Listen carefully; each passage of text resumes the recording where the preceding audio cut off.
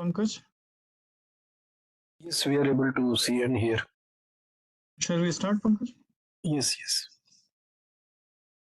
Okay, good. We can start.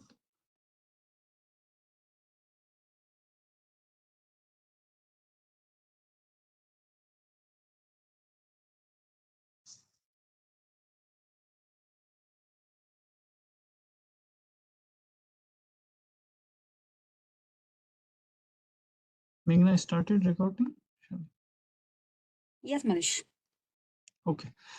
Hi, good morning, everyone. This is Manish here from NVIDIA. Today we will discuss three topics mainly. All are related. First one is about accelerated computing, why it is important, how it is being used. Mainly focus on HPC side. And then we will talk about the application of HPC and AI in the weather and climate. And third use case is about the new buzzword quantum computing. As we are continuing our sessions, focus is whatever I will discuss today is demonstrated on Arawat system. One can easily download these codes or download the containers and start using them. So whatever I will show, everything is reproducible on Arawat, already reproduced. And anytime if anyone has issues, please connect. We are happy to help. So first, let's discuss why accelerated computing and why this Arawat systems are good to go and how to exploit the performance. Earlier, around 1990 or 2000 timeframe, every year the CPU frequency used to increase by 1.5x every year. So accordingly, the application performance used to increase. That was matching the requirement of that time that, okay, we need quick turnaround time and so on. So that was helping and things were working well with that.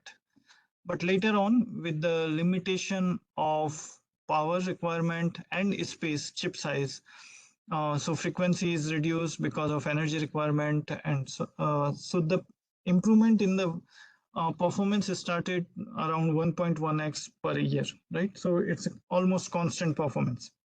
And that's where the need came that we need a system where the performance has to be better. It has to show the quick turnaround. We need all application day by day, our requirement increases and we needed the quick turnaround time. Around 2005, so NVIDIA started in 1993 as a graphics card company. And from there, in 2005, we invented CUDA, and with CUDA layer, we could use those graphics card for number crunching in HPC world. So then we start seeing the performance gain using those GPU cards with CPU, along with CPU. So that's where the performance start increasing. So with accelerated computing or with GPU from 2005 onwards, we see the steep growth in the performance because GPU start working with CPU, right? Then it's not only one node, that one node has GPU and that was the performance gain. Then we came up further, we came up scale up and scale out. We use the network. Mellanox is also part of NVIDIA. So we made a cluster out of it, right? So many cluster like our Arawat system has 82 DGX node, and those are connected with our network, Mellanox network, director class switch. So they can talk easily. One node can talk to another node easily, hello exchange, data exchange, and so on. And with the minimum latency, maximum bandwidth. So that further gave the performance boost. Then above all, this is all about HPC applications going on, but you all might be aware after 2012, there is a boom on AI. And then with AI, slowly the convergence of HPC and AI is coming into play. That gives the further boost in the performance of the application. So any application what we were running on CPU, and now we are running with the on accelerated computing, then on multi-node, and then convergence with AI gives around 10 raised to power 9 times speed or performance gain. We take one we will take one example, but before that, how it works. Any application code which is working, part of the code which is very compute intensive, that could be even 5% or 20%, which is compute intensive. or even more than 20%, but generally we feel that any code which may have around maximum 40-50% compute intensive part, that is maximum. Rest is to read the data, make the output in the desired format, post processing and all takes care, right? So the compute intensive part, if we offload that part only on GPU, that all itself gives the significant performance gain, right? We take one demo example. These are the scale out multi-node connectivity. So we take an example, molecular dynamics, the very popular code NAMD, right? It is working with a protein interaction. So that's where we take an example. If we run on CPU only, the same code, we get the performance around 10 raised to power 6, right? Um, then if we use, say, accelerated computing on single node, the performance boost came from 10 raised to power 6 to 10 raised to power 9 atoms nanosecond. These are the units of NAMD code, how the performance being measured, how many atoms in per nanoseconds can be computed, right? Now from when we go on multi-node, from single node to multi-node, further speed boost, and it came up to 10 raised to power 12. But then when we had a HPC plus AI conversions, the performance went from say 10 raised to power 6 to 10 raised to power 18 nano atoms nanosecond per day, per second. So that's the performance gain we are seeing. It's a multiple times performance gain when we use accelerated computing and convergence of HPC plus AI. This is being used for our, recently we had a COVID. So for COVID medicines, the NAMD code being used, and that's where this helped in our day-to-day life as well, with accelerated computing and performance gain. So with that, a brief background about NVIDIA. So we are now end-to-end company. We understand the applications very deeply. Now we know which application need what kind of hardware. Then with to work, there has to be one library layer or software layer which is required to exploit the performance of that hardware. And then we have the application framework. So user need to focus on application framework, and based on that, they can write their own application. But underneath, the code is written in a way that it exploits the performance of the hardware optimally. Let's start from bottom. NVIDIA is a now chip making company where we have our own GPU, we have our own CPU, the ARM-based CPU, and then we have DPU, data processing unit. Based on that, various kind of systems are there. Here on C-DAC, we have Aravat is our DGX, which is our one of the system which has high connectivity among the node, and then as well as each GPU card has a NIC card. That's where we get where the throughput is much better when the one GPU connects to another. So that's where the DGX come into picture. On DGX, we have all these acceleration libraries, so no one has to go to hardware level. One can use this library like FFT, Rapids, cuDNN, cuGraph, TensorRT, all these libraries are available. So the user has to focus only on their use case, in which domain, and mostly all these libraries are available. So one can start exploiting these libraries. If user know their problem well and that can be work on the particular framework, then all kind of frameworks are also available. So starting from Modulus, which we will discuss a little bit later, but say Riva, Maxine is our meeting interaction on live, the language translation. Nemo is for NLP. The co-opt recently finding the optimization path. It is recently launched. Then Avatar, 3D Avatar, digital twin. Then Drive is auto drive. Isaac is for robotics, and HoloScan for medical imaging, and so on. There's so many frameworks available. One need to start using them and work on their application. Try to solve the problems which are not solved so far due to performance, due to memory, or due to any other constraint. Those are being solved on this GPU-enabled system. Right. So here our expertise come because we now understand the hardware, we understand the application, and we understand the software stack. Everything is optimized to get the better throughput. The live example of this is the list of top 500 system in the across the this top 500 globally. This is being launched in a year 2 times. Out of top 500, at least top 6 or 7, this list is also not updated. Recently, the one another list has been launched, but top 6 or 7 systems, they have the GPUs, NVIDIA enabled GPUs, and this trend will likely to continue. We will have more system with GPUs because these GPUs are giving um, the supercomputing centers to solve the problem which are not solved before, right? So that's where the advantage is coming. Where we are heading, as I said, HPC, mostly all the applications are available on GPU. Now AI, we see our experience on Google, Amazon. We need quick turnaround time, and nowadays it's a quick, even it's a personalized also. We look for our choices, and next time Google shows whatever we choose, accordingly it shows. So these are becoming personalized. So all these are done, but now where we are heading to the convergence of HPC plus AI. All these use cases are available. They can be run on Aravat system easily. But now the new trend across the globe where it is heading is a convergence of HPC plus AI applications, right? So that's where things are moving. Even on, we take say deep learning codes, they are going on multi-node. In HPC application, we take say even the new buzzword quantum, which we will discuss, weather, molecular dynamics, any domain we take that is on multi-node already, and as well as they are working towards the fusion of HPC plus AI, right? That is the trend, and it will continue. This I think I covered that in any application, if we have a small change, if we can offload the 5% of the code, even 5% on GPU, that gives the significant performance gain.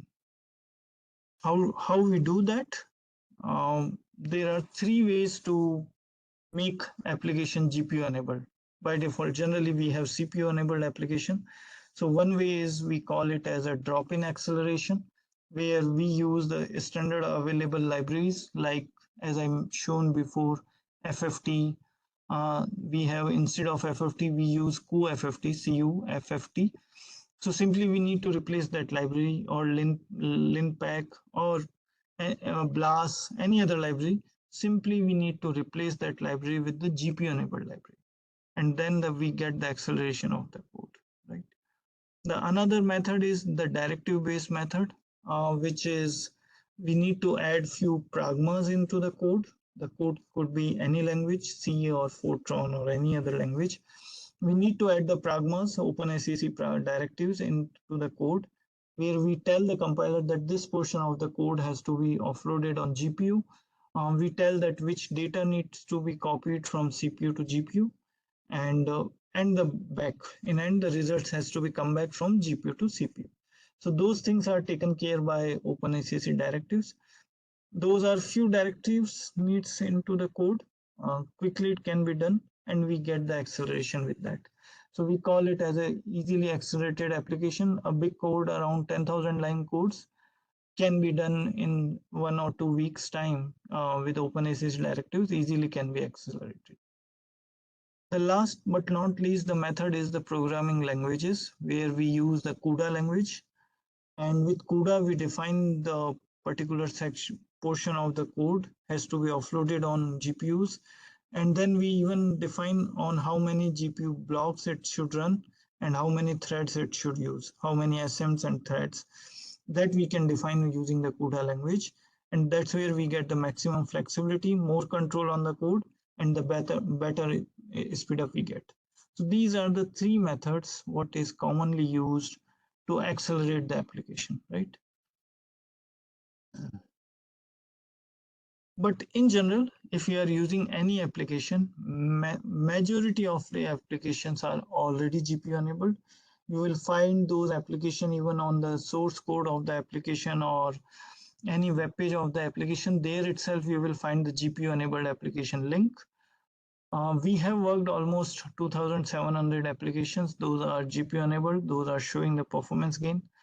So before doing any work on the code, just try to see around if that is a commonly used code. High chances it is already GPU enabled. So one can take this code and take the advantage of the performance, right?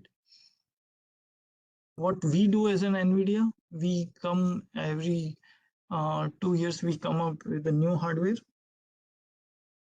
But once the hardware comes, we do not stop. Our software stacks get improved. And that's where every year we get the performance gain.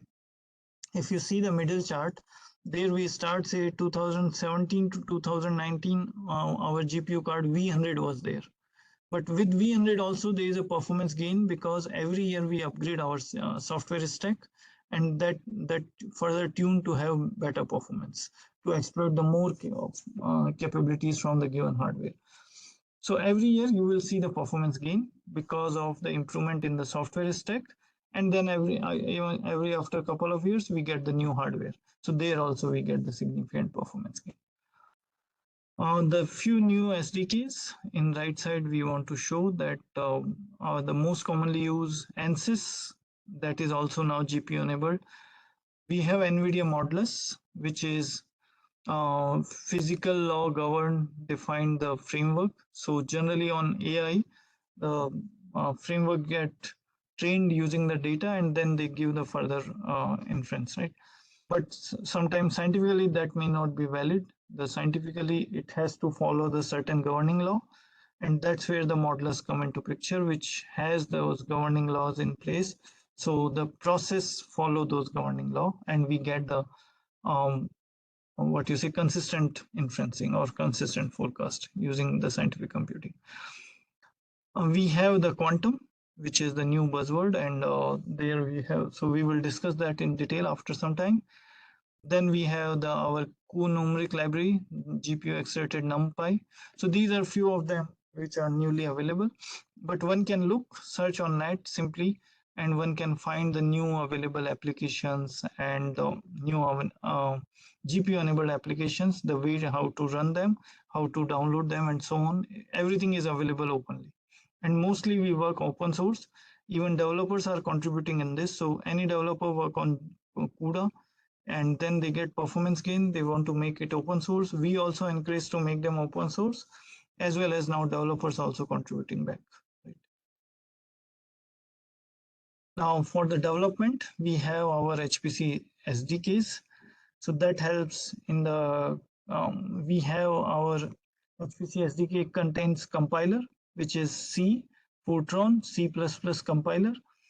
Then we have all commonly used math libraries, be it random number generation, sparse, tensor, BLAS, all kind of libraries are available.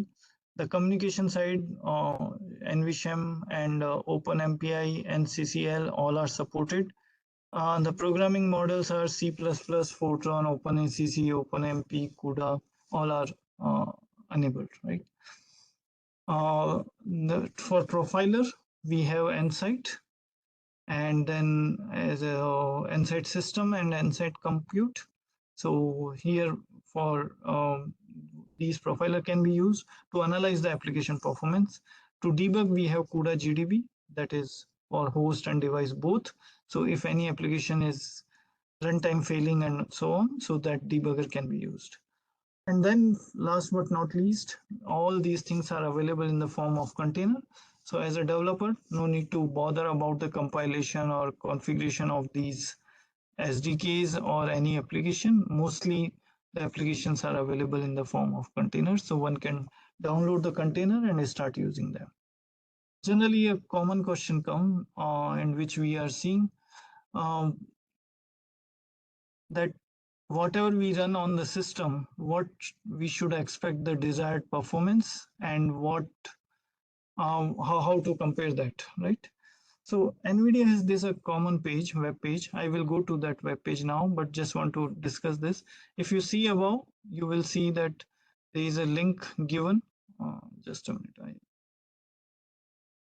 So you see this is the web link, developer.nvidia.com, then HPC application performance. This is a web link, open. Here what we give is, we give the performance of almost top 10 applications commonly used on our various kind of hardware. H100, L40, then A100, H100, A100, V100, T4, almost all kind of hardware. So same application with same input data, and those details are given. We get the details of what we can expect in the particular performance in for a given data and given input, right? I would like to go through this web page with you so that it will be um, more clear what I'm doing. So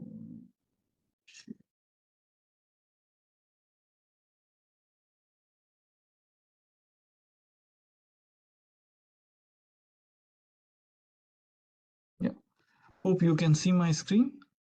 So here is the web page. Uh, this is developer.nvidia.com HPC application performance, and this is the web page where we are showing the performance of the top commonly used application: Fun3D, Icon, RTM, Spec FEM 3D. Then for molecular dynamics, Ember, Gromex, LAMPS, NMD. For physics, GTC, MILC. And then if we come down, we get the details of these code, where we can get, these are the link where we can get the GPU enabled code for say Ember. And this is multi GPU and single node. It's not multi-node code. And here we get all the details with different input, right? STMV, JAC, NV, NPT, all these input, what will be the performance with one H100, two H100, and four H100. Let's go with A100 because have A100. So let's see the performance of A100. And I go to commonly used code for molecular dynamics, say Gromex, right? Now, if you see here, here we give the page for container. Gromex is available in the container form. So one can go on this page. Let me open this. I will walk through that.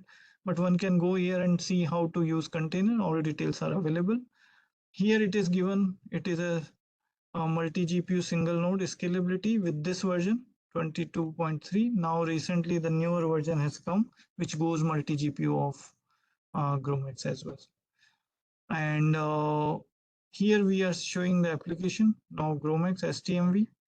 And if we take STMV example, what will be the performance with one A100? We get 24 nanosecond per day. With two A100, 44. With four A100, 80. And with eight A100, we get around 128 nanosecond per day. And this is on CPU, we get around 20 nanosecond per day. So this is the gain we have on single node run of Gromex. We get around 120 nanosecond per day versus here we get 20 to 30 nanosecond per day on CPU. So that is the performance gain when we use GPU enabled Gromex, right? And all these are easily can be used on Aravat system. Now let's walk through what is there. So I click on this link, which is NGC NVIDIA. It has the detail how to download the Gromex container from the web page and how to use it, right? So it talks about all system requirements. We have anyway 800 ampere is there, so we are fulfilling the requirement. Now it says how to download the data. Sample data can be downloaded here, and then we know the what command can be used for to run the Gromex. Here we are shown with the Gromex, but on Aravat we support the enroute plus Py6, so some command syntax will change, but majority of the stuff can be taken from here and can be replicated there. The user manual of Aravat covers all the details, how to use this code and how to submit the job. So one should refer that. But these links give you the full detail, what is the container available and how to submit the command, right? And once you start doing that, then you may get the performance, whatever given on our web page. If not, there could be further some tricks and tuning to get the better performance. So for that, you may connect with us and we will enable you to get the better performance, right? So this is the key web page. I refer every day in, day out, because I do get the request that our code is performing well, not well, and so on. So I refer this page. This gives me reference numbers. Okay, if LAMPS is running with this example, what I am getting on single A100 performance, is it at par or not?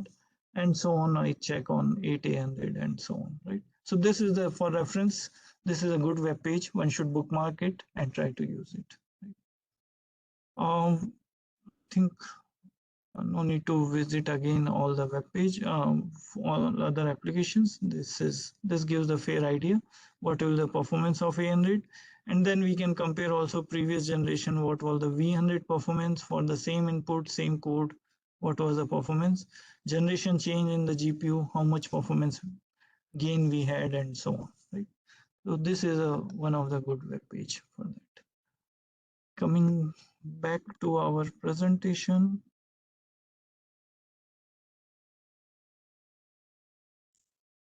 Sorry, I need to go one by one.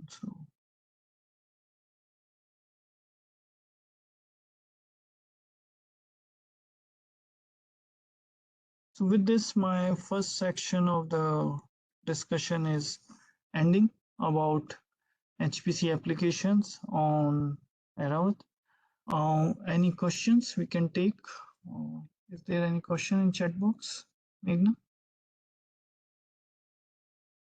Yes, Manish. I think there are a few of them. I think some of them are answered. I think 2 are still pending. Okay, let me check. Are all framework installed on Param Siddhi? Yes. Yeah. If not, then yes, as answered, one can download from NGC.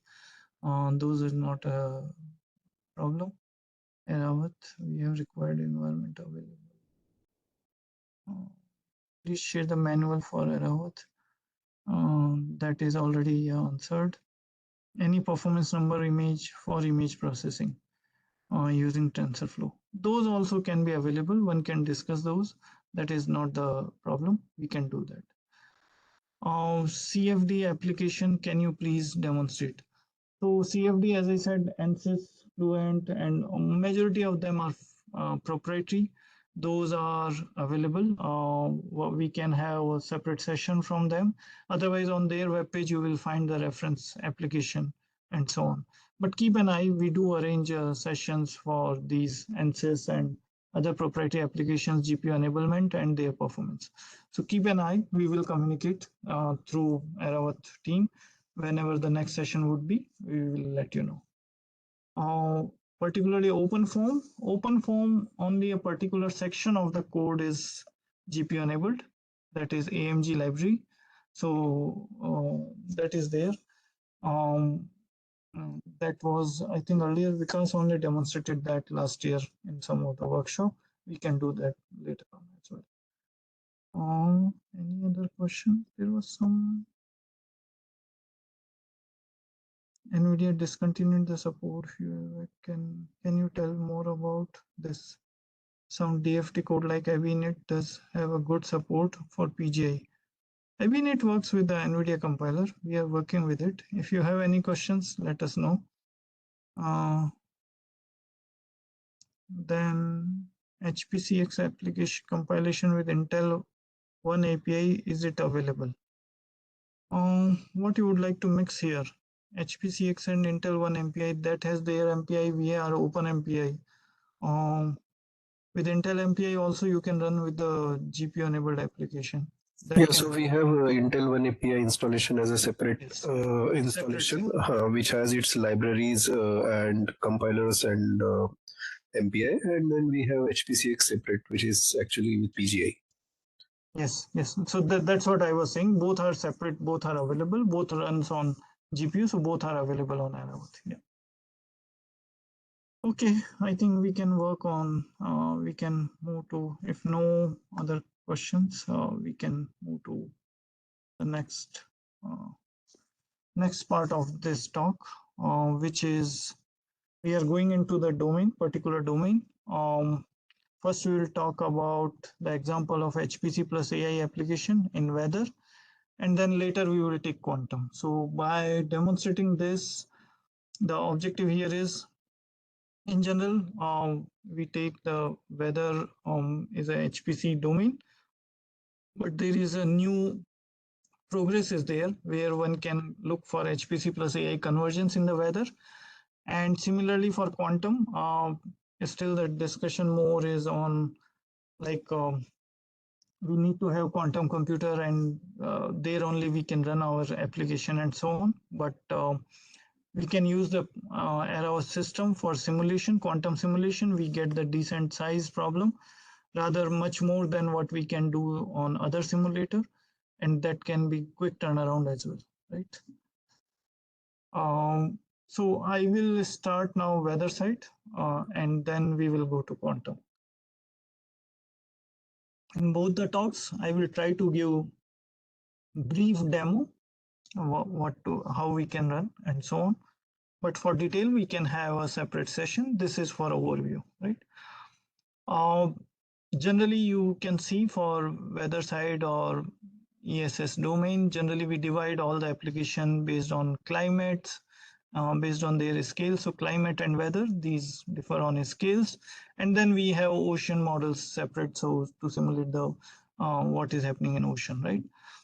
And most of the HPC applications which are being used in these domains, they are already accelerated or being accelerated on GPU. So generally weather side, one use commonly the IFS model from European Standard Medium Range Weather Forecast, ECMWF. The new UM model Gango is also GPU enabled. Icon, we are working on that is GPU enabled now. Then MPAS, which is being used by IBM, that is GPU enabled, and so on. And once these are GPU enabled, they give the significant performance and quick turnaround, and that help better forecast. But so I give you example of this IBM, where I post almost on regular interval on my LinkedIn also. So IBM using MPAS model, and MPAS is GPU enabled. Compare the scale. Since it's a GPU enabled, it can give every hourly forecast across the globe, right? And that too at 2.53 kilometer resolution. And then they downscale it further to the 500 meter. A comparison to that, we take our India. On India, our government agency run the weather model only for India. They run on supercomputers, but it is CPU enabled, not yet GPU enabled. And that's where they make only 4 times in a day the forecast. They take every 6-hour day forecast they do, whereas IBM is doing across the globe every hour forecast. Resolution wise, here we are around 9-10 kilometer, whereas IBM going into 3 kilometer around. So the GPU enablement gives the more compute power, quick turnaround time, better research prospect, and that gives the better performance gain, right? And one can look into that. The commonly used model in the weather is the WRF. Everyone uses that. That is also GPU enabled, but it's a proprietary model from SCAST, and it's a license base. So one has to purchase the license and then they can run it. We have already run it on Aravat, that model, up to 5 nodes. It is giving the great scalability and the great performance gain. So the model is running well, only one has to look for their license, right? So though we have this HPC and other things, the models are running fast. Still the weather side, the problem remains same, that we still do not have accurate forecast, right? Every day we struggle that we should have better forecast, or we should have the early information what is going to happen, right? And accordingly we can be prepared. There are uncertainties in that, and why those are uncertainties, few of the points I would like to cover here. So generally any model prediction we do, the numerical weather prediction for weather and climate, that has 4 parts into it. First is data assimilation. That is, we have the observations from multiple source, from buoy, from satellite, from flights, and so on. Nowadays, even crowdsourcing, even from our mobile, some data being read, and those are being used. So there are various kind of data available for have the observations across the globe, and those become the initial state. So that we take it, right? Now, then with that, we need to have dynamics, because our Earth is rotating and it's continuous. So there are forces that get changed. So those has to be simulated. So the dynamics become a key part. Now with that dynamics, still we could not approximate the full process, so we need physical parameterizations to understand every small scale process. And then we need to have time, right? Time is the key, that we need to have quick turnaround time. Think over it, our observations are coming on regular interval, right? If our model takes say 4-5 hours, and again in between our observations are coming, then our model is not useful, because it used the old observation, but new observations are available for the forecast. So those new observations are being ingested in the model during runtime. Sometime that is also happening, but time is the key, that we need to have powerful machines or resources, powerful system to run these models like Aravat. Right? So with that, where are the challenge now? And the challenge is, one is the sensitivity to the initial conditions, right? We see many times the initial conditions, what we give in the model, those are not correct. And accordingly, what happens, garbage in, garbage out. So the initial quality check for the whatever we are getting the initial observations from crowdsourcing, from buoy or whatever satellite image and so on, those has to be quality checked and thoroughly checked, right? Then sometimes we do not have observation due to particular weather condition or instrument failure and so on. We do not have continuous observation, so there are incomplete observations, right?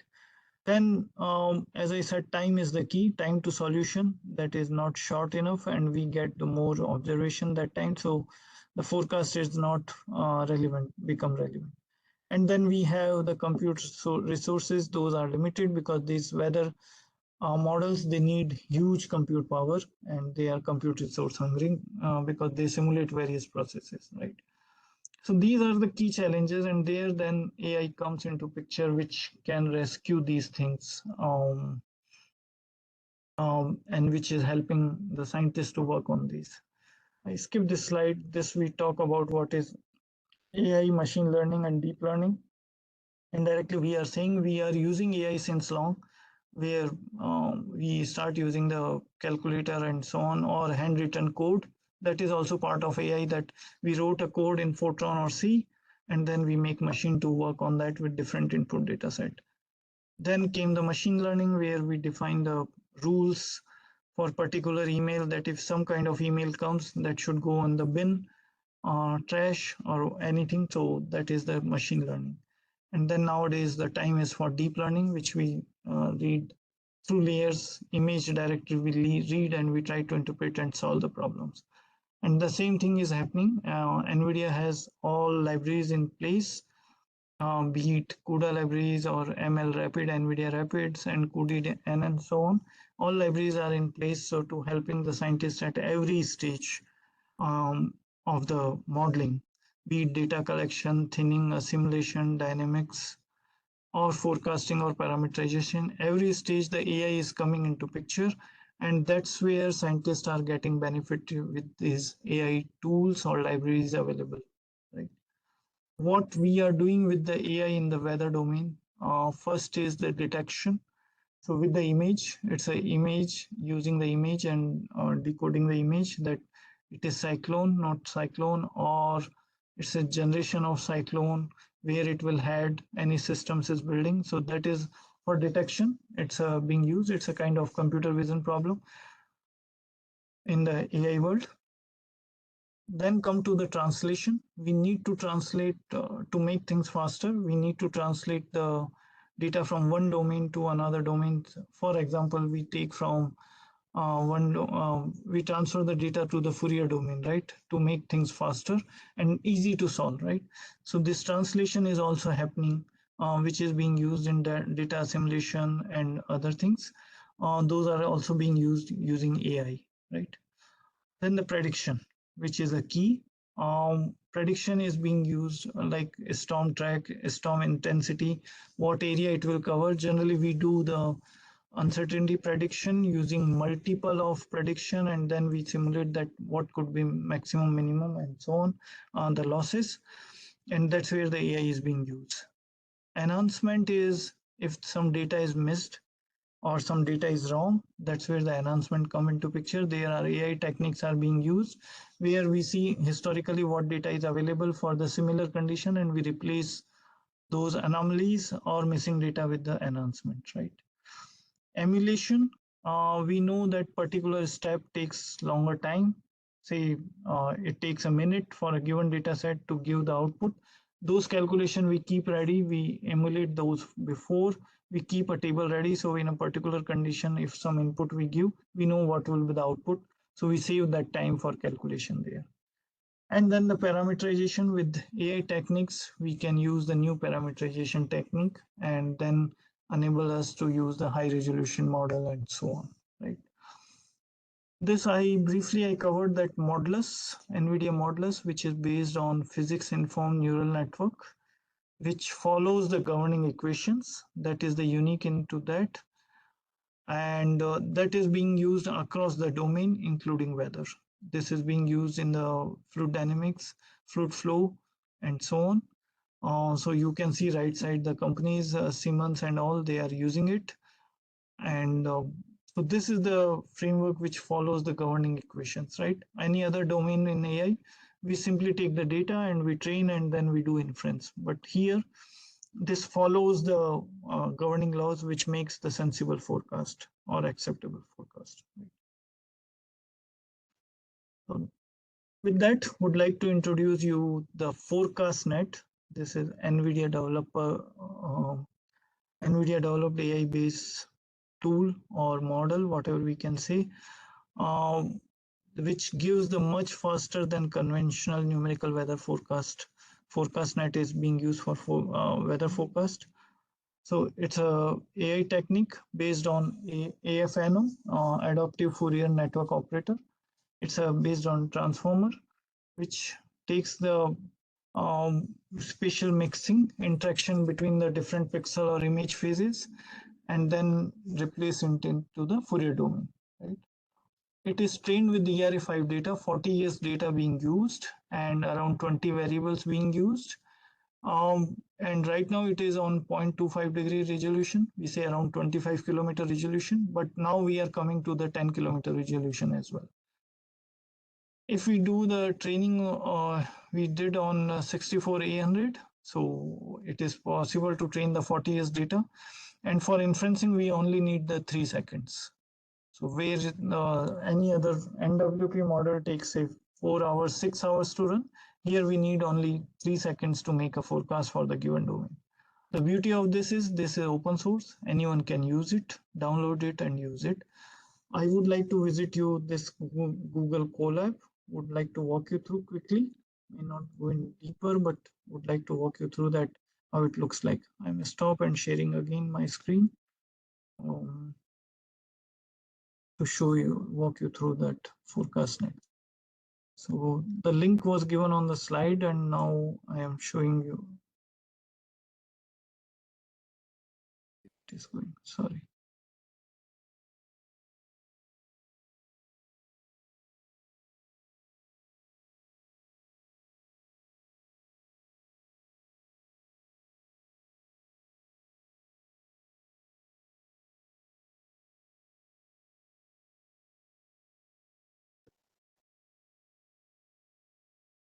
Show with my screen, looks like.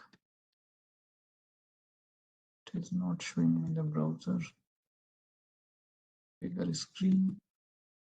Let me stop again.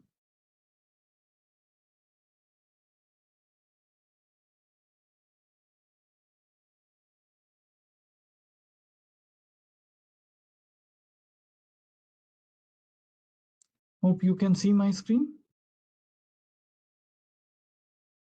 Yes, Manish, it's visible here. So this is the Google Colab link, what is given on the slide. It's again open source. One can go and see into that. And this talks about how to run this Forecastnet. So I will walk you through. I will not run, but walk you through. One can easily try in their whenever they get time. So this talks about what we are doing, everything they type, they give the details here. So we are using the ERA5 data, right? And with that, we are making approximately 25 kilometer resolution. We use around 20 variables for that. In the forecast, one can get 20 weather variables. And so they start with all the introduction. And so this is the background libraries, what we need to, I'm not running now because it will take little time, but this is the code given. One can simply run here on Google Colab. They can download the data from here, and then this is the data downloading, the demo downloading from here. It will do on the fly, nothing to be changed. We set some path for the model and the file path and so on. And then let's start with the data exploration. So here are the key variables are these: velocity at 10 meter, temperature, minimum sea level pressure, then velocity at U1000 at particular pressure, and so on.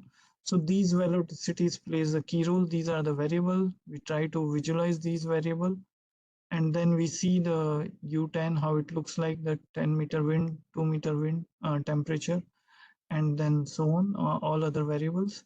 Then we come to the model. This is adaptive Fourier neural operator based on that. As I said before, this is a transformer. This is based on that. And then here this talks about the layers of the model, how it works, and so on. I am not going into the detail of that, but it describes everything here. And then we start making the training of the model. So we set the variables, and then we define the skill, how to evaluate the skill using RMSE. We give all the formulas here, and then these metrics are being defined. Then we do the inferencing from particular xk plus 1 to xk, and it's a feedback loop. It's go back again and again, and then we get when particular convergence, then only the training finish, right?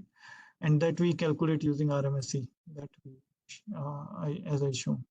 Now with that, once we have the training is done, which is already, in this case, already done, and then we try to run the inferencing. So each time step, how it behaves, it is giving the RMSE error where it is converging.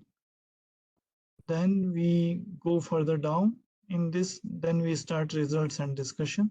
So now we try to evaluate the forecast, right? And here we give the forecast net using the this RMSE, how it looks like.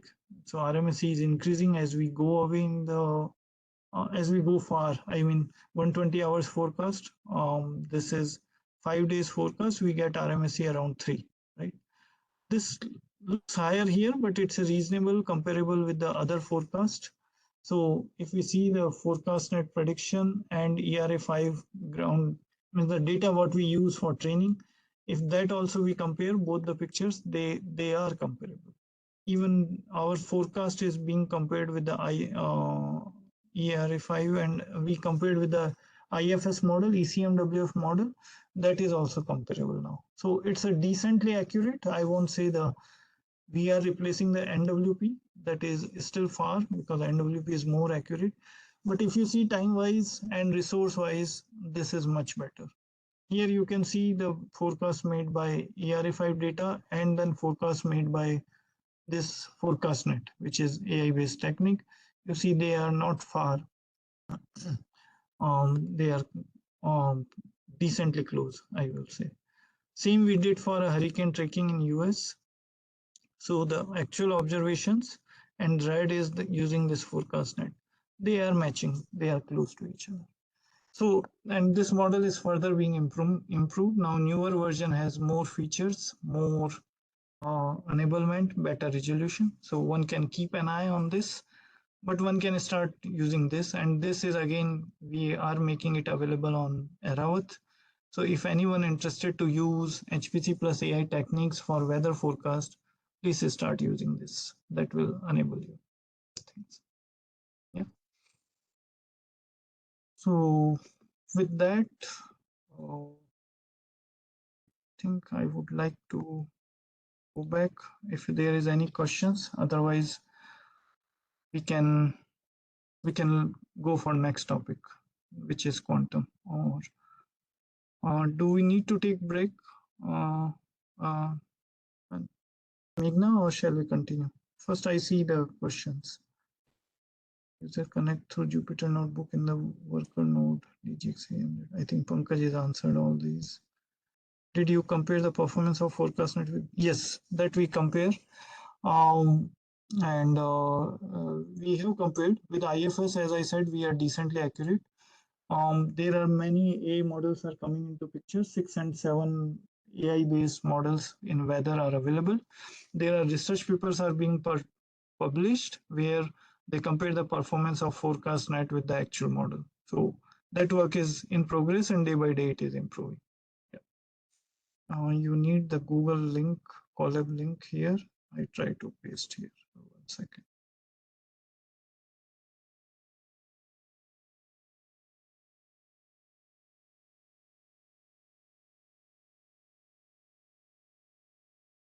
I think I pasted that link.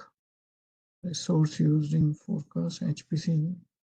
Resource, I think I mentioned you. The few 800 already model is trained, and now inferencing you can use. HPC GPU utilization graph for the models, kindly share. GPU utilization graph, I mean, sorry, I'm not getting Lakshmi your question. One can use the NVIDIA SMI. One can see the GPU utilization with that, and they can do. You need particular utilization from us. Let me know. I'm not getting the question, but we use NVIDIA SMI to running the model and see how it is being used. HPC application link also, okay. That is also I can share. 1 second. Any other question from anyone? I think otherwise we will go on quantum side.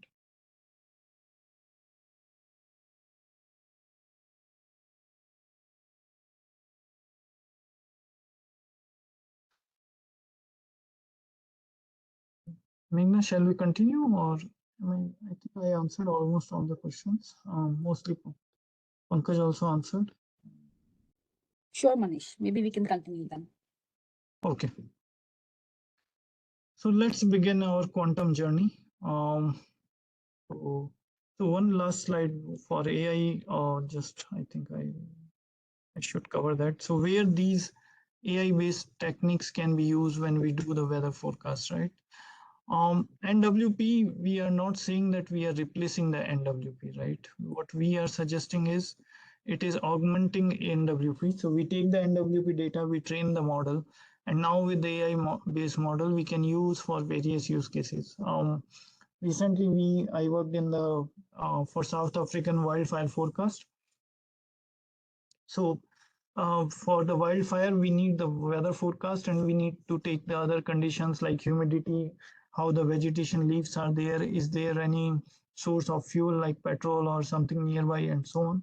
That gives the conducive environment for wildfire, right? And it is nowadays common in India also. You will hear those news of wildfire. So here these AI-based models are very good because they give the quick forecast, as I said, 3 seconds or less than a minute. And then those models can be used, and with that we get the various scenarios where the wildfire could be ignite, and then how it will spread, right?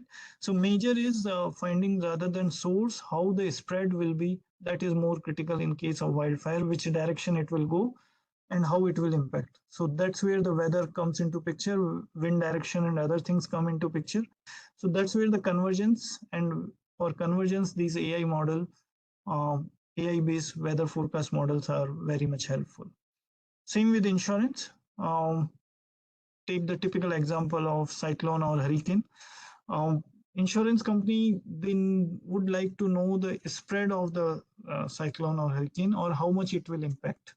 And for that, they would like to know the wind gust minimum and a maximum, so that a particular building can sustain that gust or not. That building, that depends on the building nature, what kind of material that being used in the building. It is a concrete, it is a glass, and so on, so on. So insurance company need the maximum and minimum wind gust, or they need the spread, right? What will be the impact? And that's where we can make easily ensemble using these AI model in weather, right? And that's where it can be used in weather. So another good use case for that. Similarly, disaster management, they need to know the proactively what will happen. You might have seen in India, around 2000, we used to see many human losses when the cyclone used to come. Then there is a significant change. Government made a significant investment, significant measure has been taken. And nowadays, even we see the frequent cyclones, even this side, Arabian Sea side, as well as Bay of Bengal. There is a significant cyclones are there, number of cyclone come, but we have in time forecast for the cyclone, and that's where we could save the humans, right? And still we have losses, but we could save the humans. So disaster management need timely warnings, or timely information what will happen in the weather, right? And that's where these AI model can be handy, that for them the desired place, desired domain, those model can be run quickly and we can get quick turnaround time. And certainly the last but not least is the renewable energy. Those guys need in-time forecast. Particularly nowadays, energy is being procured in India also 24 hours before. If any company procured the energy, they get decent pricing. Otherwise, as they get close to the, say, when they need the energy, it become costlier. It's a kind of market there.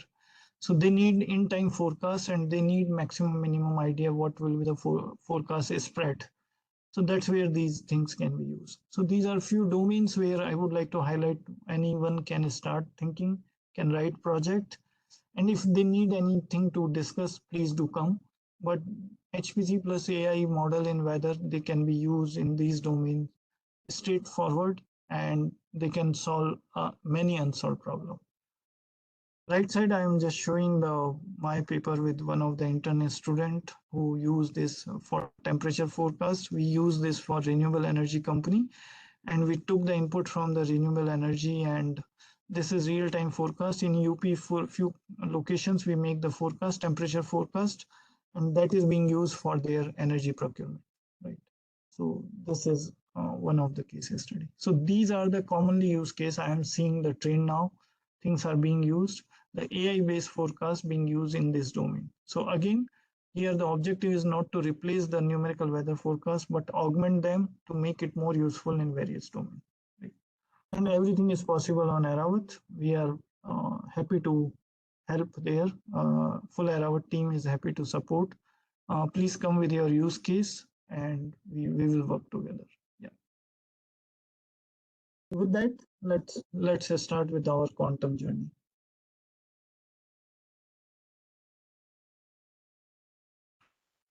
So quantum, I will not go to the introduction of the quantum.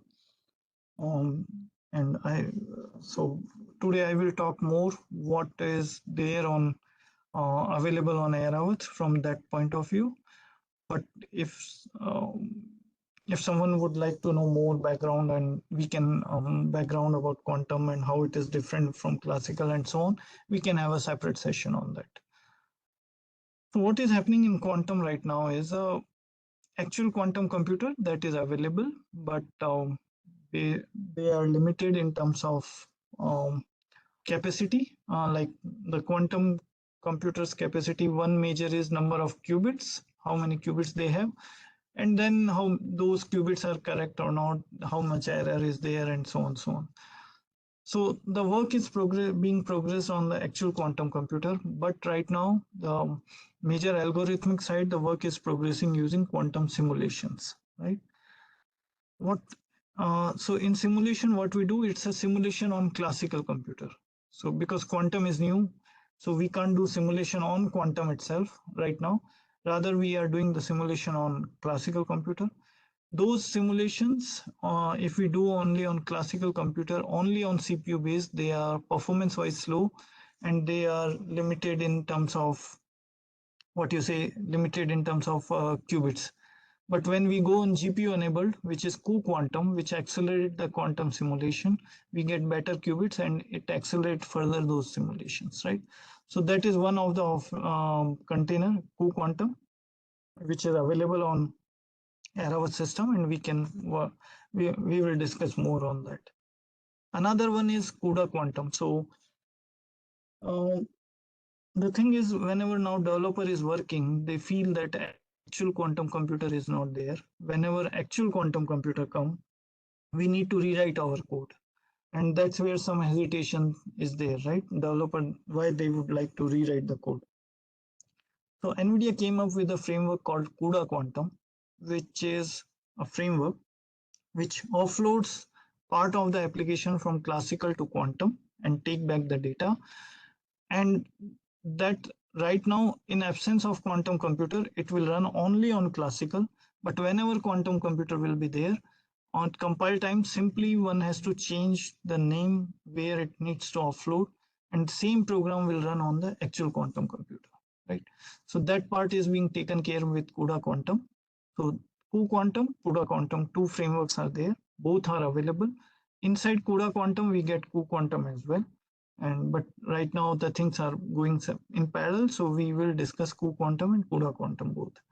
Third one is for we are working with the many quantum companies together to have specific hardware where they can communicate with classical system, can communicate with quantum computer with low latency and high bandwidth time, because the qubit, which is a like here on classical we use bit, then in quantum we use qubit. To retain the state of qubit, we have very fraction of seconds, very small time they retain their state, and that's where we need classical computer to quantum computer better communication. So hardware side also we are working, but today I will cover more on cuQuantum and CUDA quantum. Both are available on Aravas system. One can start using them immediately, right? So as I discussed, we have quantum simulations. Objective is to accelerate the simulations.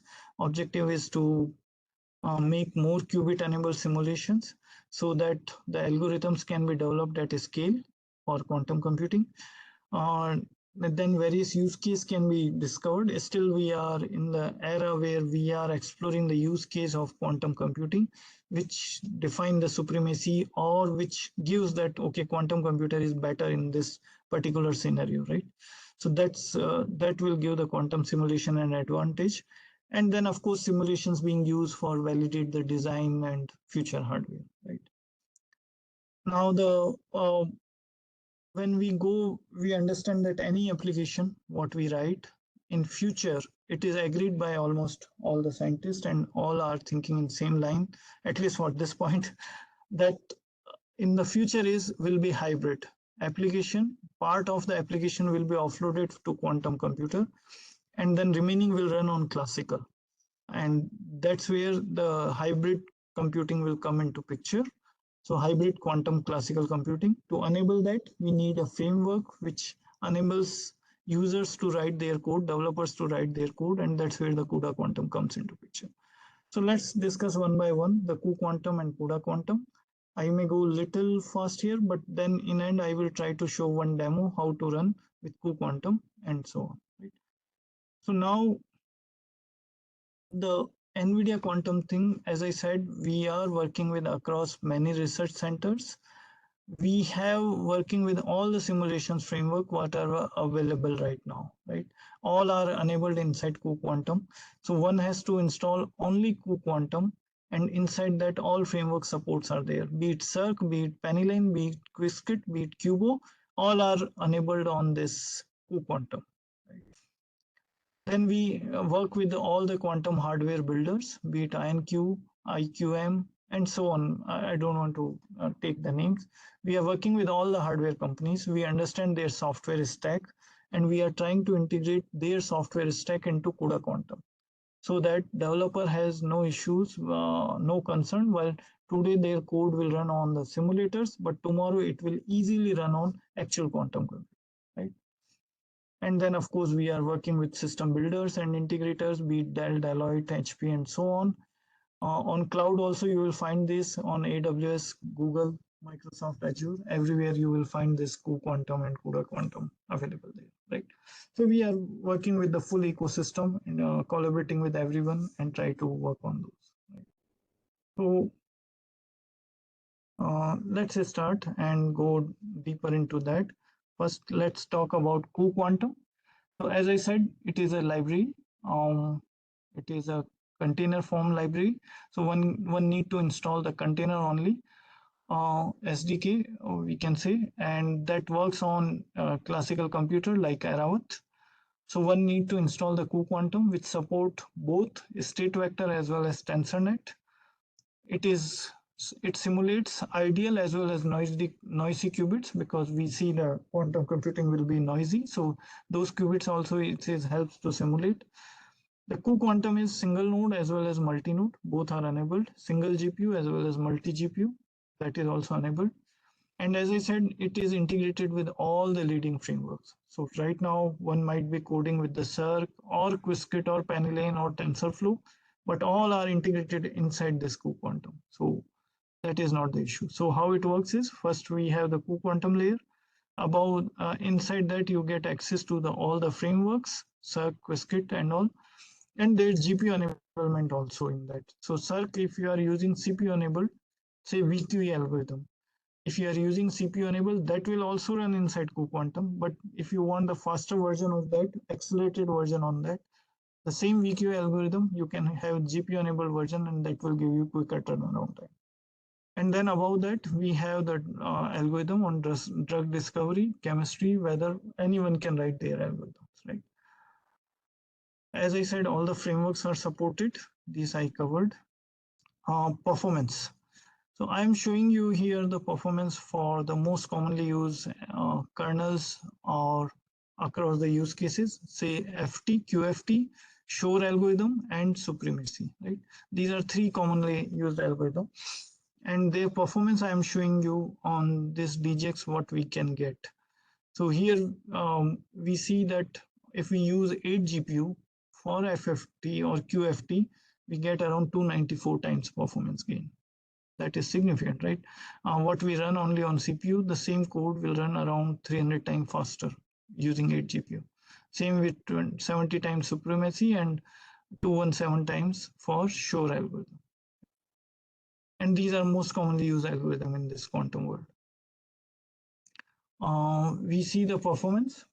If we go for multi-node, multi-GPU, and this is the performance we are seeing. It's a weak scaling. Weak scaling means as we increase the nodes, we keep the workload same across all the node. Ideally, the performance, the time taken by all these runs should be constant. Ideally, it should be scale line, but the time is increasing because code is memory bound and data has to be exchanged between the nodes. So communication is what you say the bottleneck here. It is taking time. That's where we are seeing the weak scaling, but the line is increasing, right? Right side, the time is increasing. If we go for multi-node strong scaling, as we see, we go up to 256 GPU, the time is reducing, the computation time is reducing. So it shows the strong scaling, right? And what is the ratio and what we run?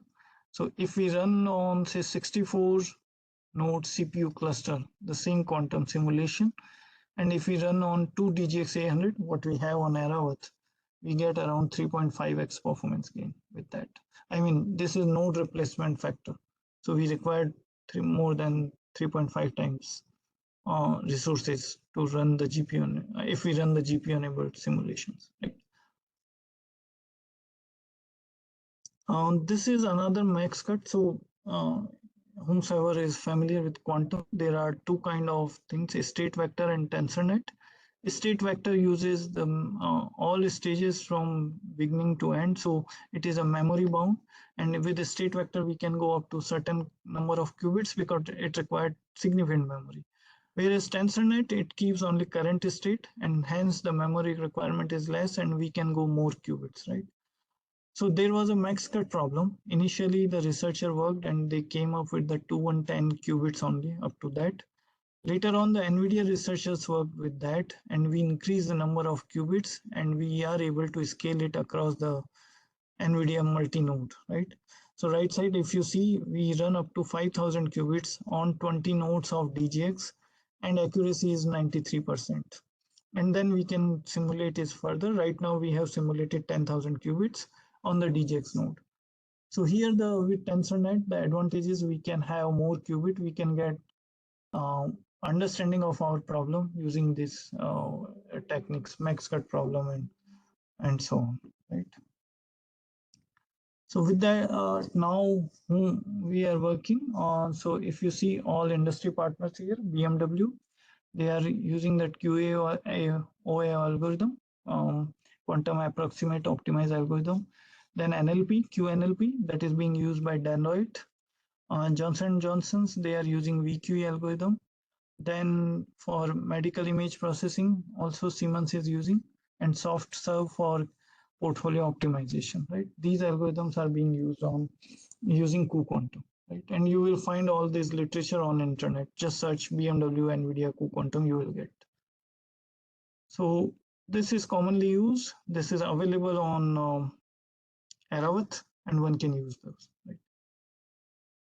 Now we go for hybrid quantum classical computing, so which is CUDA quantum.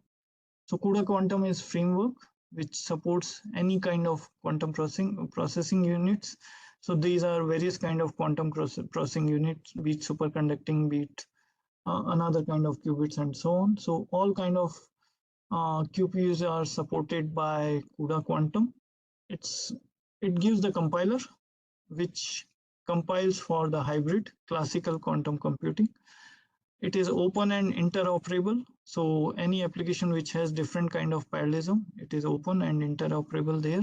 And then single source for C++ and Python programming model, right? One source code can be used, and then that can be used for classical simulations, as well as tomorrow when quantum computing come, same code can be used. CUDA quantum partners, as I discussed, we are working with all the industries across all the partners, key partners. I'm not going to take the name, but if you see, all the major players are here. Interoperable, it supports all kind of parallelism. On classical, we may go for parallelism using CUDA, using OpenMP, using OpenACC. All these interoperable are supported for GPU computing with CUDA quantum, right? A typical code, how it looks like. So with the CUDA Q, we know that in this code, we know that bottom side is LU factorization, right? Let me take pointer. So this bottom side LU defactorization, we know that LU factorization works better on classical computing. So this part we will keep on classical, but this particular part, spin operation, we would like to, this is polygate, and we would like to generate the polygate permutation. So this we would like to offload to the quantum. So to offload to the quantum, just we need to do CUDA Q and particular syntax we need to write here. And with this, it will automatically will go on quantum system, or and then bottom side will remain on classical. This is the same code. How the code looks like, Python and C, when we make answers and so on. So it is a simple code, how it looks like. And this is the code to minimize the energy using VQA algorithm. So, and here we define the QPU, what we set is Quantinum, right? Now on a particular system, which is named as Quantinum, we run and we are defining it. This is the comparison. If we use any standard Python framework, which is being used globally, many frameworks, to offload the classical to quantum system and take back the data, their performance, and whereas the CUDA quantum, which is mostly tuned for classical system as well as quantum, you can see the performance time, the compile time, it is very less with CUDA quantum, right? As we increase the qubits, still we have significant gap between any given Python framework versus CUDA quantum, right? I would say 60 versus what you say around 10-20. So it's a 3 times faster kind of. Same if we use single VQE iteration speedup for hydrogen chain problem.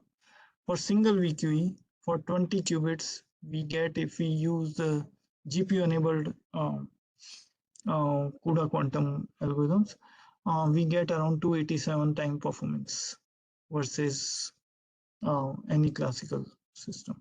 Or here, if you see, we take the performance of 4 qubit as a 1, and then if we compare, that is around 287 times faster, right?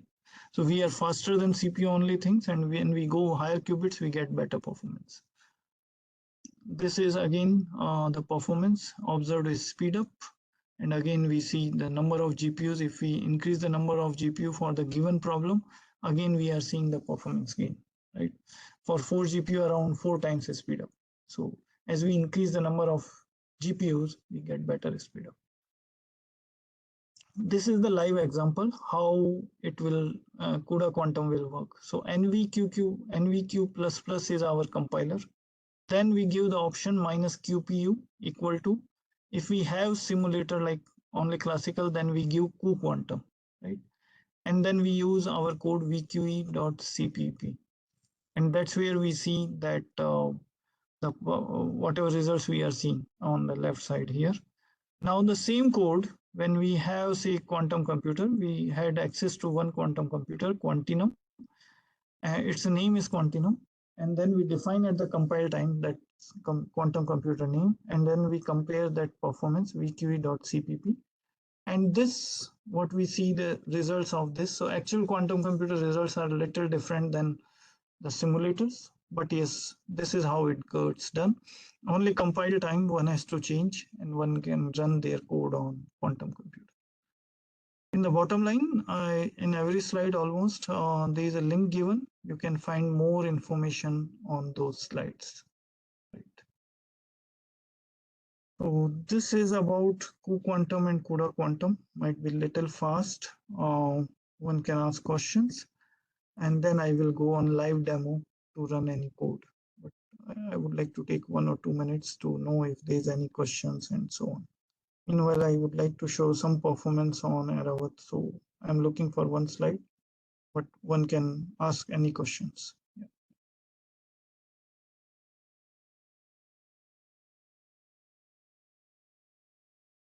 Any questions are there on this? Sorry, there seems to be many questions. Resources used in Forecastnet, HPC application link I shared. How can we use weather forecasting models for making real-time weather forecast and run as application? CBDAS. How can we use the weather forecasting models for making real-time weather forecast and run as application? We need to check. I mean, I'm not getting this question, please. CBDAS. How we can use the weather forecast models for making real. So weather forecast model is for real-time weather forecast, right? Run as an application. So sorry, I'm not getting. We get the forecast, right? Maybe please explain this. You mean it is in the local hard disk? Wildfire forecast link also share with. I will share that. We are working. Vikas is also working on wild forecast. That's good.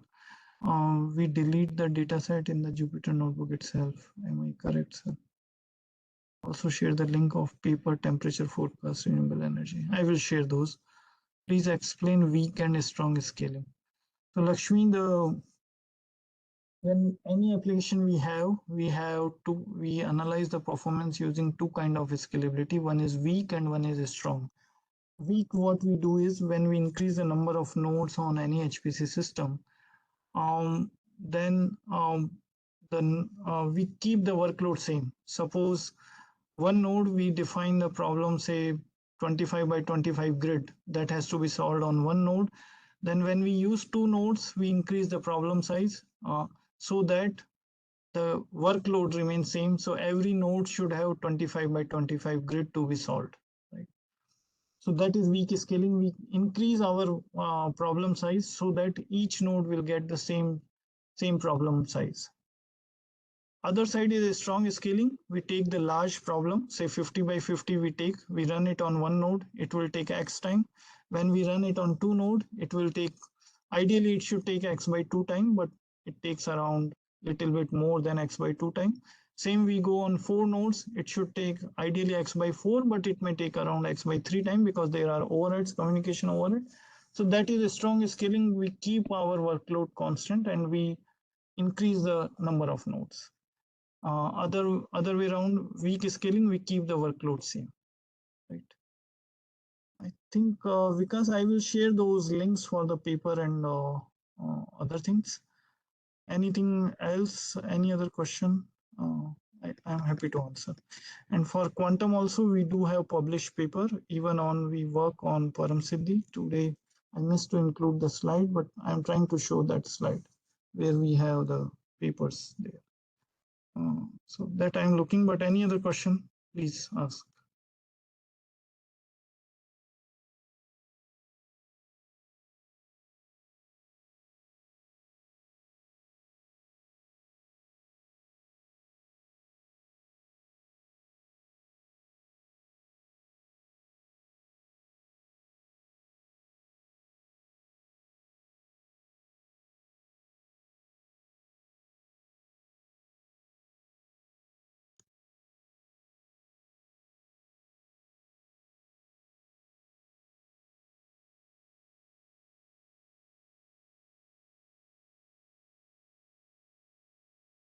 No question on quantum? Okay. Give me a minute.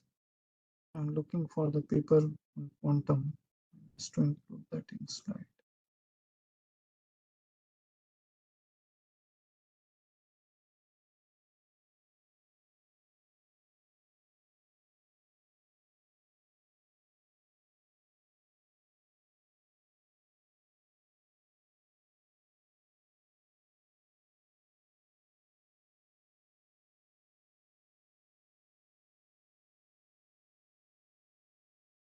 This is the one slide I wanted to show. This work is done on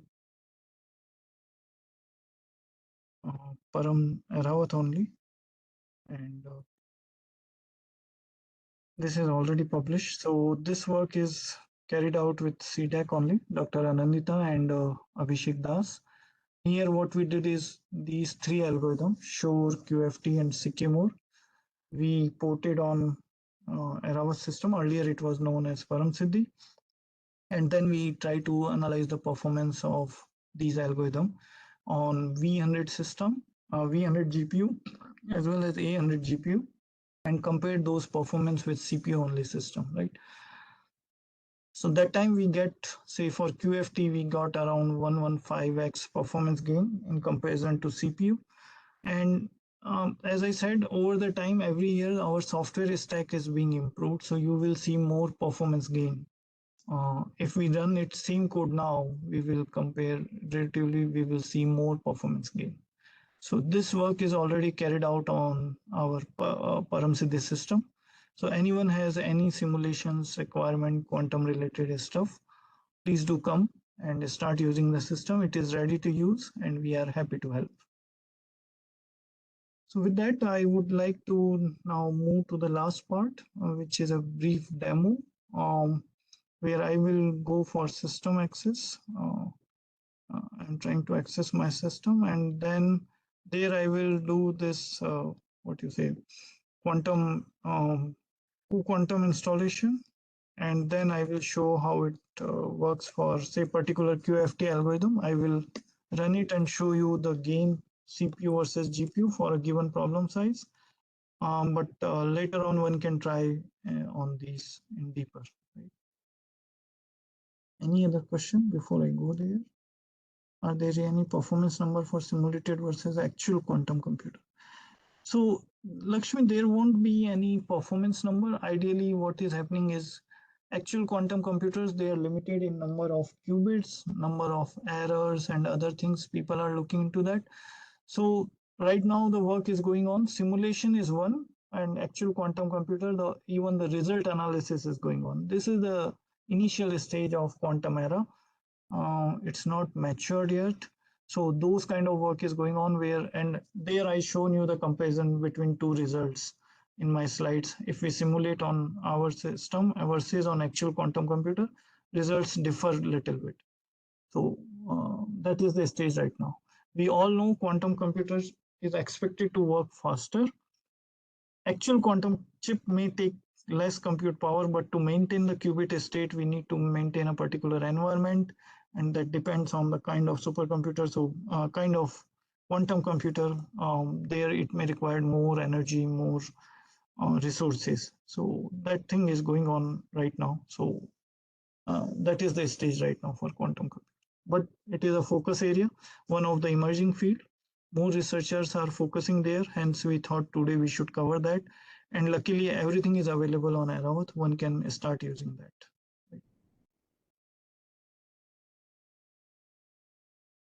Okay, so I think let me start with my stuff. I believe I am there now. Can anyone see my system? Just confirm, Meghna. Yes, Manish, we can see it. Let me zoom in. I am increasing my font size so that easily visible. And then we are good to go. So this is one of the DGX system. Here we see from system configuration side, we have 8 A100 here. If you see 0 to 7, these are the A100 GPUs. We have 8 A100, same like Airavat. And then we have CUDA driver version and so on, so on. So CUDA, NVIDIA SMI is generally, whenever we start work on any GPU enabled system, first we try to play around with this and get an idea what is there in the system. Right? So right now, what I will do is I will work on cuQuantum. Take one example of cuQuantum, say QFT. So first I will install the container of cuQuantum, and then I will try to run QFT, walk you through the code, and I will try to run QFT with CPU enabled version as well as with GPU enabled version, and how it behaves, that I will try to show. Okay, so let's see how to first.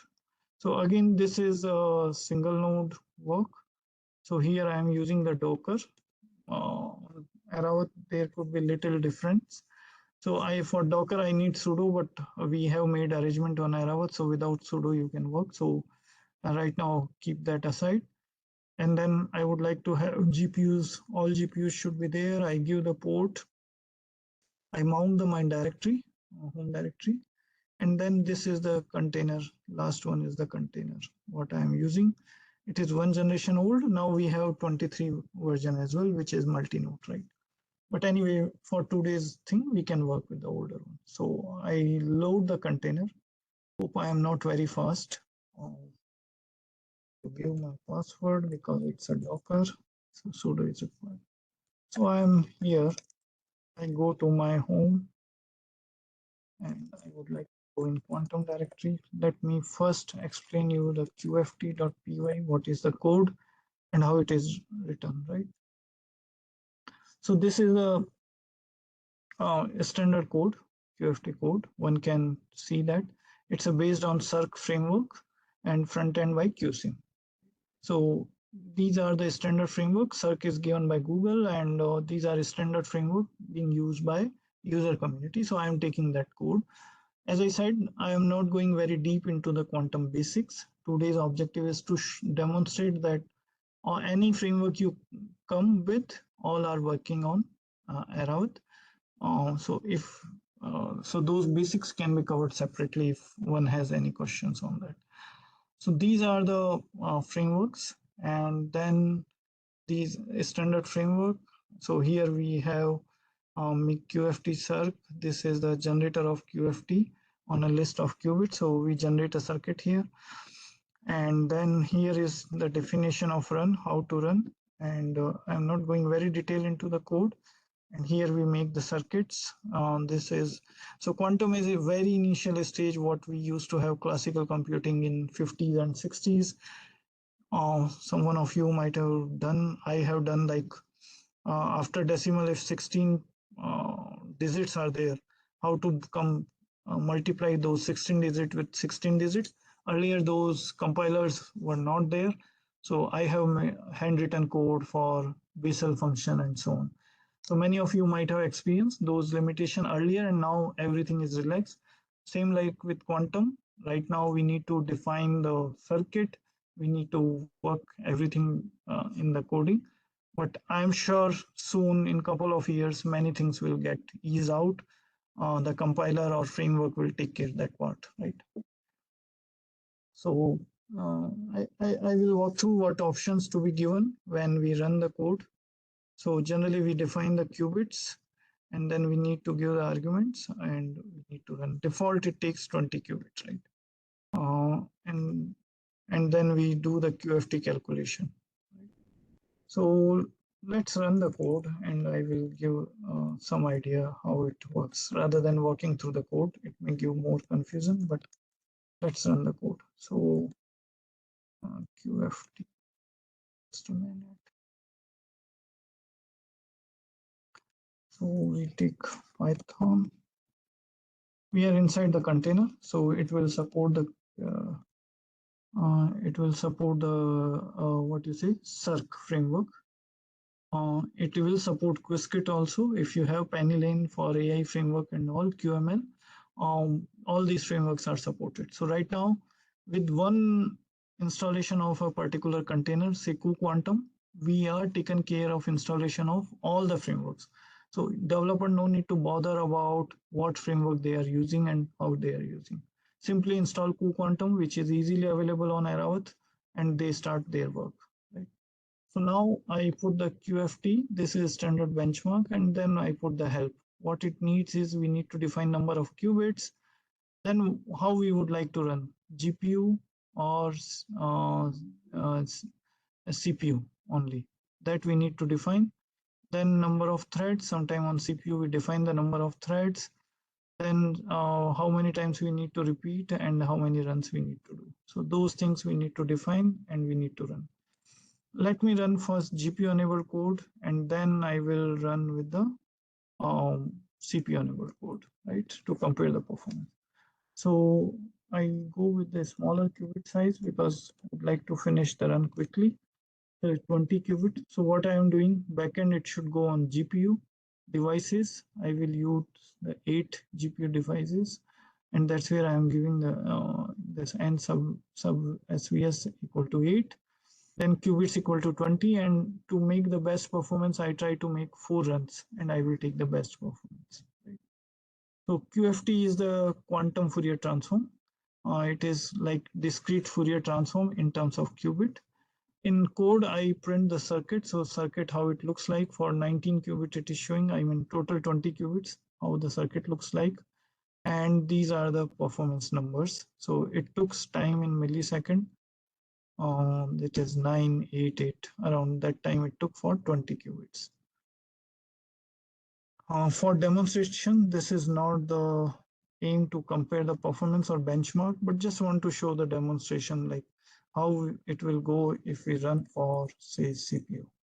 And I hope I am not making any mistake by choosing the parameters. So if we run for, say, 20 qubit, should have noted down the time. So here, if you see, these are seconds, what we got. And earlier, what we got is millisecond. And we need to compare these performance. We will get some speed up for the given. So this is 9 millisecond. We can say 9 millisecond, roughly, right? 8.98 or 8.89. So 9 millisecond versus 0.2 seconds. That is the difference what we are getting CPU versus GPU. For the 20 qubits. If we increase the qubits, this difference will increase. And so 0.2 versus 9 into 10 raised to power minus 3, that is the difference what we are getting. So one can look into that and then compare. I am not comparing so it will be around 100 times the speed up, more than that. So that is what we are getting here. So with that, I would like to close This is one can run any benchmark here. There are many benchmarks are available. One can run, and anything if you feel any need, we are happy to help. Shore, supremacy, even VQE, all algorithms are available. One can start work on the system, and we are happy to help. Any questions, please?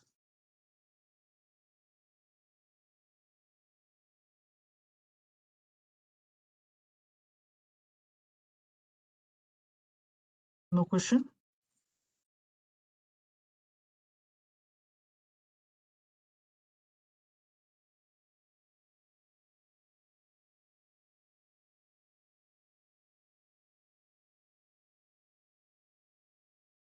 So meanwhile, let me compare the performance. I will show you the actual number, what will happen. So CPU time, we had CPU time for 20 qubits, we had around 0.2 seconds. 0.2 seconds. And for GPU, we had 9 into 10 raised to the power minus 3, 9 seconds I take.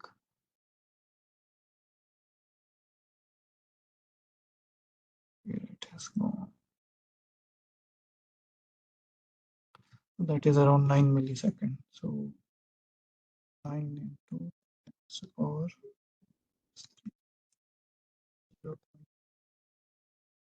If I do the simple division, 0.2 divided by,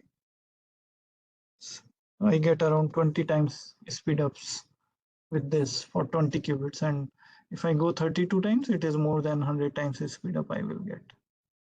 So that's how we get the more performance. As we increase the number of qubits, the memory requirement of the data fetch from CPU RAM, the data doesn't fit into CPU RAM.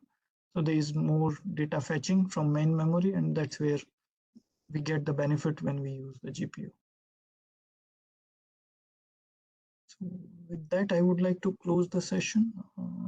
Any other questions or any comment, feedback? Most welcome.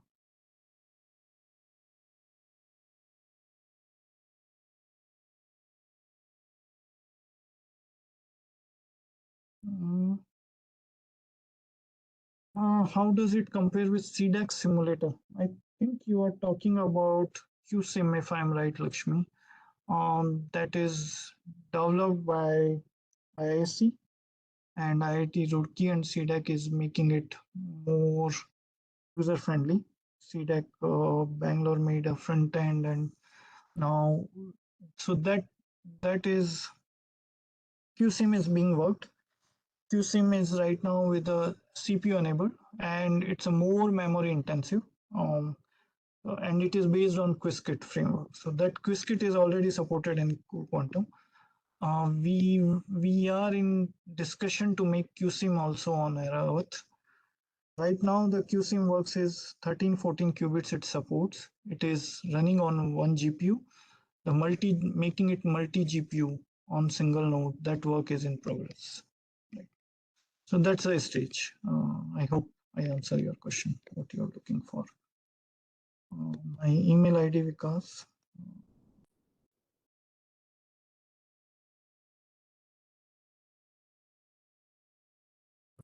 Yeah.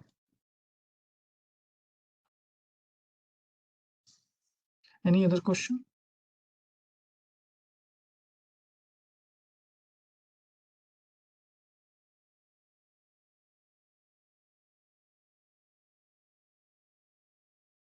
Okay, Meghna, Pankaj, shall we close?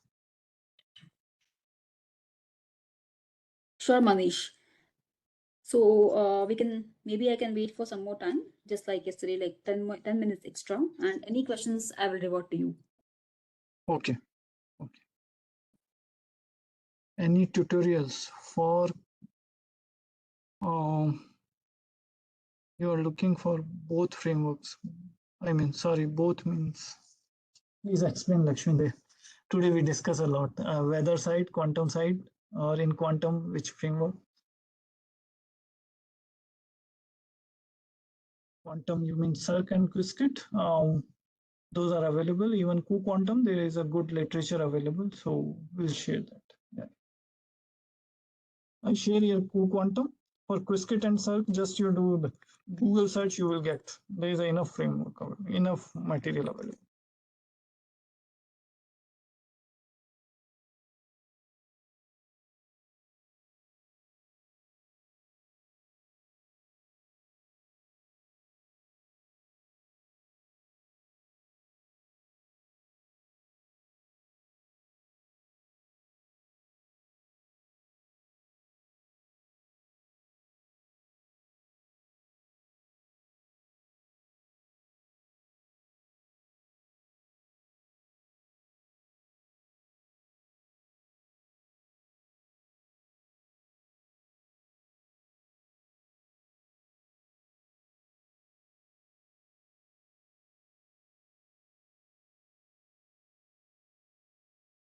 So I share both the link, CUDA Quantum and Q-quantum. Here you will find more literature, more compiler related stuff, and there is a lot more literature available there, and it's a emerging field, so a lot is being read and a lot is being explored. Yeah, quantum is emerging field. Yeah.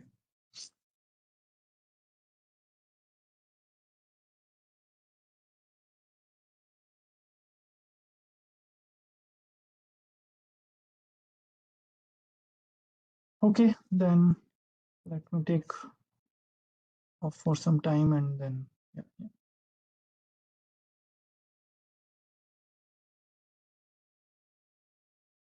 Yes, thanks Manish for the session. Thank you. Thank you. Also, thank you audience for the participation. So I'll wait for 2 or 3 more minutes. Feel free to post the questions. I'll revert to Manish and get back to you in case.